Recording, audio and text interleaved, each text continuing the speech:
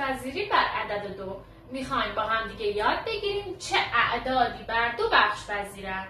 اعدادی بر 2 بخش پذیرند که یکان اونها زوج باشه. اعداد زوج چه اعدادی بودن؟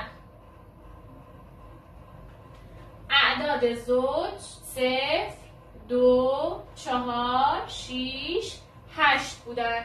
پس اعدادی که یکان اونها زوج باشه، یعنی جز این اعداد باشه، میگیم اون عدد کاملا بر 2 بخش پذیره. خب عدد 3748 نگاه میکنم به یکانش. یکانش چیه؟ 8.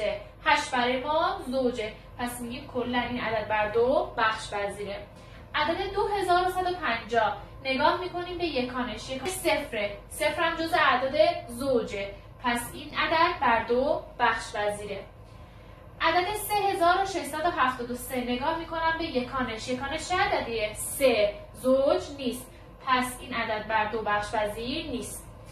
عدد 4134 نگاه میکنیم به یکانش. یکانش چنده؟ 4. 4 عددی زوجه، پس این عدد بر 2 بخش پذیره. حالا تو من بگو عدد 57316 بر 2 بخش پذیره یا نه؟